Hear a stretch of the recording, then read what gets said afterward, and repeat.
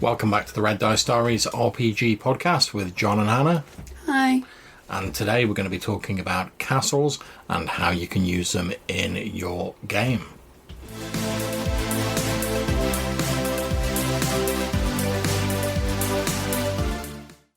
Okay, so Love, you wanted to talk about castles and how they can be used in RPGs. Yeah, so first things first, possible uses for castles.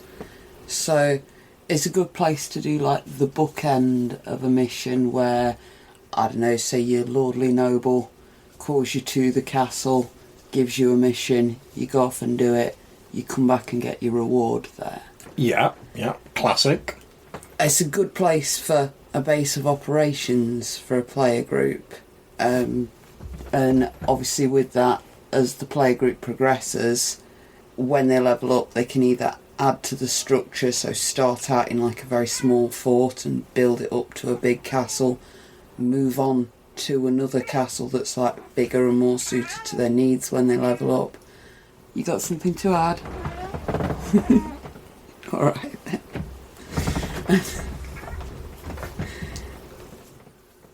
Or it might be that they start out as like junior members of the castle's staff and build their way up that way. Yeah, I was going to say, of course, castles and strongholds are sort of written into the sort of very makeup of the rules for like old Dungeons and Dragons, where it was assumed that, you know, when you get to a certain level, you're going to start building your own fortress. You're going to maybe not be exploring every dungeon so much. You're going to be sort of managing a domain. So another use of it is as a base of operations for your villain. Mm-hmm. And obviously that can be anything from a small fort with a low-level villain in to being like the Emperor's Palace. Yeah. And then obviously it's Dungeons and Dragons. Yeah. A castle is an ideal structure for your basic D&D dungeon crawl dungeon. Yeah. Be it an abandoned castle, an enemy castle, whatever. Yeah, I mean, castles are pretty much one of the iconic sort of medieval sort of fortifications. I mean, one of my favourite sort of D&D clones is called Castles and Crusades. So they, you know, they're around in that time period. They're certainly appropriate for that pseudo-medieval vibe you have going in a D&D game. But we've talked a bit about how you might use castles. How about the way that castles are designed? Well, how you might use different designs of castles, there's a few different things you might want to think about. And first of all, you want to think about whether you're looking at a real or a realistic castle versus something that's a fantasy castle purely for your setting, for your needs. Yeah. So you might want to look at using the floor plan of a real castle, and if you Google the name of pretty much any castle that's open as a tourist destination now, plus the word floor plan, you will get some really good floor plans. I was going to say as well, obviously, there's no shortage of like fantasy versions, you know, dungeons and floor plans and stuff like that for castles. Indeed. On the real world ones, I'd recommend take a look at Haddon Hall, which is not too far away from us, and you would recognise it as the place where Princess Buttercup stands when she gets Princess booed. Bride, yeah. Boo! It's been used in a lot of films, and they've got an excellent floor plan on Google that shows you all the different like time periods that parts of the castle were built up in. Oh, that's pretty cool. Another good one to take a look at is Castle Cornet in Guernsey. Where they make the ice cream. That one is a particularly interesting real-world castle as well. In the medieval period, it was this like huge fortress on a little islet on the side of an island. On a little islet at the side of Guernsey. But over the years, it's remained in use, or it did until very recently remain in use as part of Britain's defences, and it was used in World War II as part of Britain's defences. Yeah. So a lot of modern additions have been put onto it until I think about the 60s. It was sort of kept up to date, and it's now a museum. You can walk around. There's some really good pictures on the internet of it. But that's a nice example of one that's been improved upon up until very recently. And I'm assuming originally it was built on the little island, because obviously that's a very defensible sort of position, and if you're looking for invaders coming from over the sea or whatever, you've got to be able to have a clean sweep of being able to look out over the ocean and such like. Indeed, and it protects the harbour there, which obviously was very important to everybody that lived on the island at the time, because it was where all the supplies came in. So another option for where to get your castle designs from, as you mentioned, is to use a map from another adventure and tweak it to your own uses. There's, again, thousands of these. All you've got to do is Google Castle Adventure Map. Now, if you're using miniatures, one of the methods that I would recommend, which is great fun if you're into this sort of thing, is to design the castle yourself. And you can do this by getting whatever modular castle scenery you've got and ramming it together on the table. You can do it by playing about with Minecraft. You can do it by getting some Lego or some matchboxes. I was just going to say Lego, yeah. Building up that sort of thing. There's some great 3D software out there for this, although I don't know how any of it works and can't recommend any particular programs. That sort of thing means that you've got a unique castle that is entirely specific to your game, and that's something that I'd particularly recommend if you're looking at starting the player group off in a small fortress and building it up over time. Yeah, I was going to say, now, obviously you mentioned earlier, love, that there's a difference between real world and sort of fantasy castles.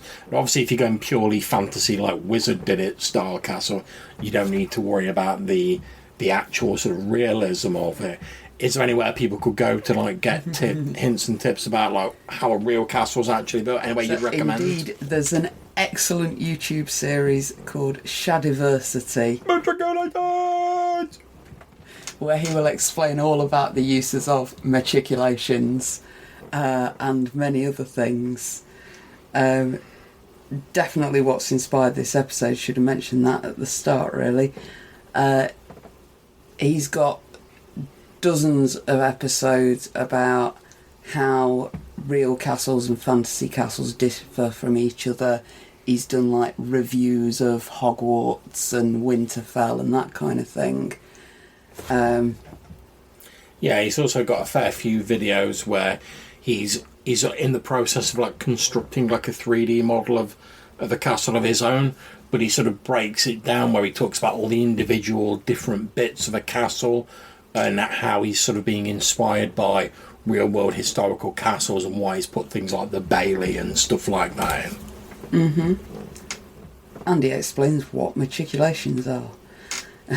Which he does love, probably a bit too much, but it's very entertaining. So your last option, which is oddly the simplest and the most difficult as far as I'm concerned, is don't worry about the floor plan. Just list the rooms that you're going to need and use a zone type system for it, where you don't need to worry about how certain bits connect up to each other or what the structure is or how many feet long that corridor is. It's just one of the many sets. Yeah, so you just know things like there's a main hall and there's a tower, and you can get to the dungeon by going from the tower, and the tower leads to the main hall and stuff like that. I mean, it's a concept that's been used in sort of Fate and a few other different RPGs, not specifically for castles, but it fits quite well for the Fate system, and it's particularly good for horror games and that kind of thing, where you don't really want that solid effect that you get from having the miniatures laid out and being able to take a tape measure to work out how far away you are.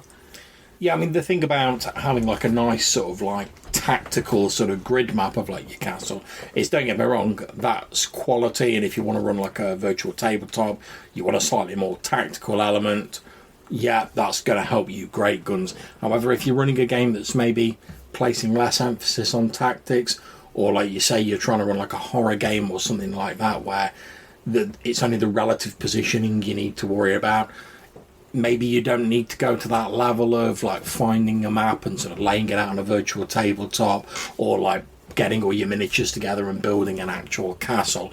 And if you don't need to do all that work, unless you enjoy it, if you enjoy it, just crack on, great stuff. But if you don't need that work, like you say, maybe think of doing like a simpler method. Indeed. And you can still get across the essential idea of the building. And especially if you're using the castle as a bookend and it's unlikely to have any combat take place in it, and it's just scenery for the story bit of the plot, you don't need to spend hours on that. You can just say it's a really beautiful castle. That's it. I mean, I'm what you'd call a fairly sort of like low prep GM. But when I say low prep, I suppose a more appropriate term would be appropriate prep. I mean, if we've all got limited time nowadays, and let's face it, I mean, even with the current situation, we've obviously got other stuff we need to do. So you want to put your time for your prep into the area that's going to get you back the most reward. Now, if you want to run a tactical game of like running through this castle, fighting orcs and goblins and whatever, then putting a lot of that time and effort into a map might be worth it for your game. However, if all you're really using it for is like the start bit where like the king gives you a mission, or where you rock back to after an adventure, maybe you could spend that time on something else like the actual adventure rather than the design of the castle, unless you've got loads of time and like we say you enjoy it, in which case crack on.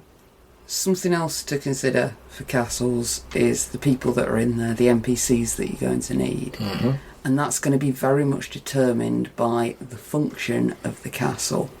So if it's a castle that's being used as a jail, like Tutbury Castle down the road from us, you're going to need some jailers. Yeah, was it Queen Mary they had in Mary Queen of Scots. Mary Queen of Scots, yeah.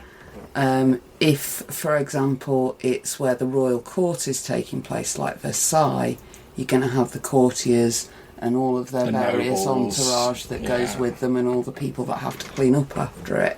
Make sure none of them bullywugs are sneaking in.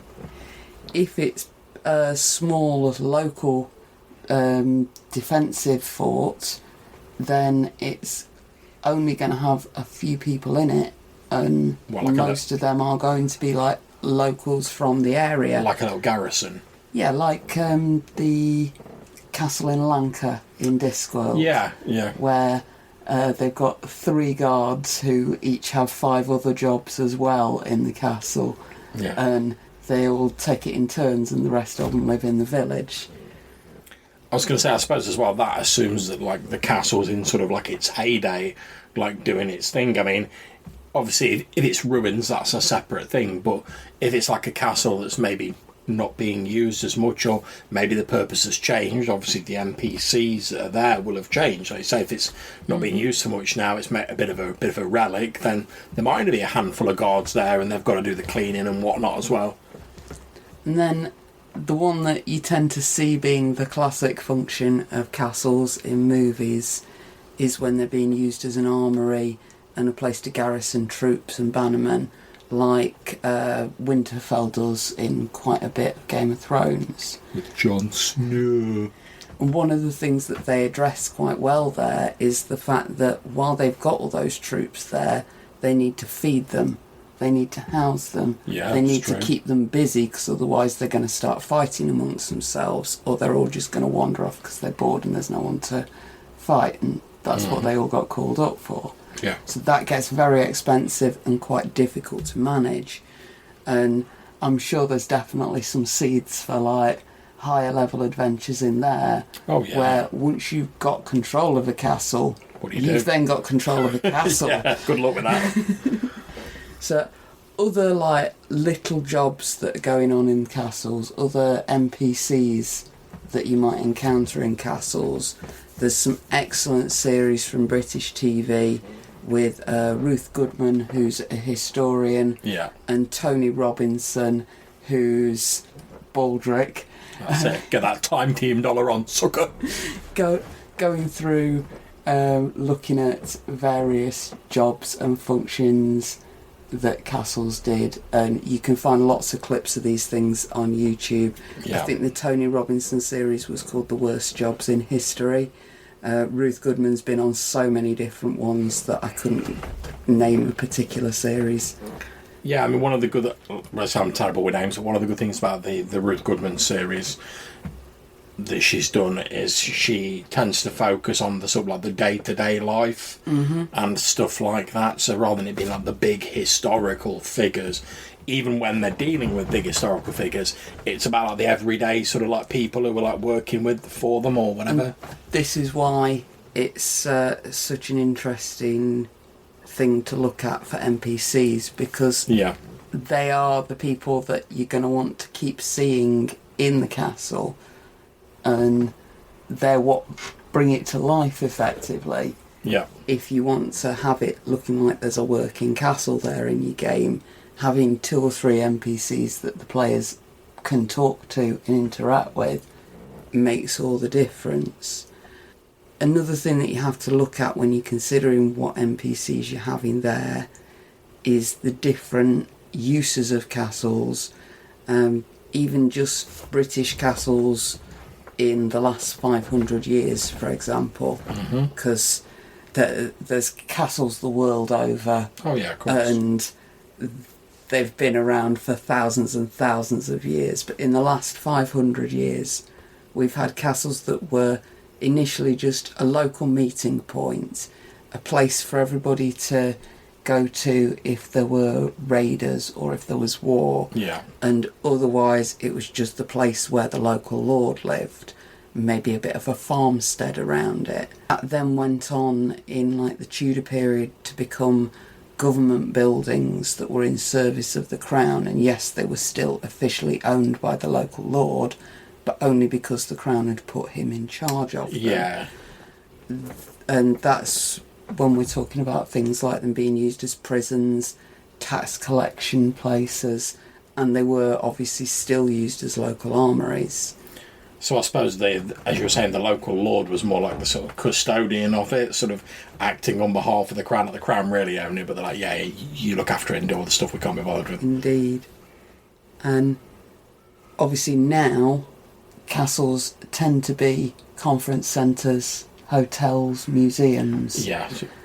Another different purpose that they've been put to doesn't mean that they could be any less interesting to run a game in. I've certainly played a couple of very good horror games that were set in castles that were like modern games where you're going around looking for EVP or there's a vampire or whatever. They're just a cool setting.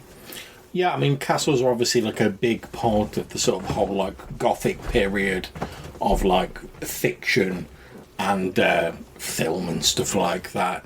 And that's precisely because they are these huge, impressive edifices, and they've got that sense of history about them. So like you say, even if you're in modern day and it's like a museum, if you're walking around a castle, it's hard not to think about like, oh, this is an ancient building, what it was used for. And particularly if you're running horror, obviously in a lot of horror sort of situations, it's like some ancient legend or something from the past, and it's so easy to imagine like stuff like that taking place in a castle.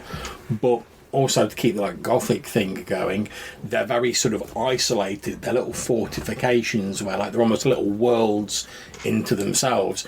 And when the sort of Gothic fiction movement came about and they were talking about people isolated miles from anywhere, you know, stuck with like your sort of mad anti-hero and the family curse, castles were a natural place to put them because they're like little islands, and also they really capture this sense of like a history that's maybe now sort of partly forgotten and it's crumbling away, but it's still there. Exactly. Yeah, but one thing I've been wondering, love, since we're talking about like fantasy, what about dragons? I mean, they could put a crimp in your day if you got a castle. But what about dragons? So, the other thing that you have to consider when you're running a fantasy game and you're putting a castle in there is the fact that real world castle doesn't suit a fantasy setting all the time. No. Because if you've got local dragons, they don't care about your moat, they don't care about your big walls, they're just going to fly over and drop fireballs on you from above. And that means that you have to sort of consider the local wildlife and the fantasy setting to some degree when you're doing the design for a fantasy castle. Oh, speaking of local wildlife. And anything to add? Okay. You sure about that? Yeah, is there another cat downstairs? Is that what's going on? Cool. Okay, as long as we know about it. I was going to say, though, in addition to the dragons as well, it's not just them in a fantasy setting. I mean, we saw in like Lord of the Rings where ostensibly the castles were built sort of vaguely in like a sort of realistic style, with a few notable exceptions. When you got like Sauron's armies rocking up and they've got like ogres that are like 15 feet tall that can like carry a battering ram under their arm, and like elephants and stuff like that, your castle's not going to stand up to that. Never mind in like D&D where you can have like spellcasters who can like stone shape and stuff like that. I mean, if you think about it, your basic wizard in D&D, when they've got like their magic missile, alright, it's not the greatest spell in the world, but once you get up a few levels and you're firing off a load of them, I can't imagine it'd take a great deal of them to like take down a wooden door. Mm-hmm. And another thing that you have to look at is whether you've got any of these sorts of creatures. Yeah, true. So, Game of Thrones, again, the Red Keep had dragon stables effectively underneath it. Again, Terry Pratchett had the Wormburg, and these are structures that were specifically built to house dragons. That's a quality name, Wormburg. And you're going to need some specialist stablers as well, you know. Yeah. I'm guessing that the guy who shovels the dragon droppings is going to get paid considerably more than your average stable boy. Yeah, and I mean, obviously this is more of an issue in like a sort of higher fantasy game where magic's more prevalent. If you're running like a low magic, sort of a bit closer to actual history sort of game, this might not be such a problem. But the way I look at it is any sort of problem that magic has caused, magic can solve. Because it's like, in the same way as like with real warfare, if the enemy gets like a weapon, as soon as a new weapon's unveiled, people start working on a defence against it, so they have to make a new weapon. If you've got someone going like, oh, we built this castle, oh, but what about them with their spells that can do this, that and the other? They'll have some wizard on their side who'll be like, yeah, but I've worked out a defence for it. Or they'll have someone who's like, oh, I've worked out how to make magic-proof bricks or something like that. But yeah, you do need to consider that in your game. At least, even if you're not going to go in depth with it, you've got to at least sort of like think about it. Yeah, so some things to take a look at when you're putting a castle in your game. Hopefully it's helpful to people. Indeed, we hope you've enjoyed that episode. If you want to get in touch with us, you can leave us a voicemail message using the SpeakPipe website. There'll be a link in the description of this show, or you can drop us an email to rddrpgpodcast@gmail.com. Also, shortly after this episode is published, we're going to put up our Twitter poll for the next subject of our Monster Friday episode. So keep an eye out for that, cast your vote, and you can have a say in which monster we cover next. So until we see you again, take care, stay safe, and keep gaming. Bye.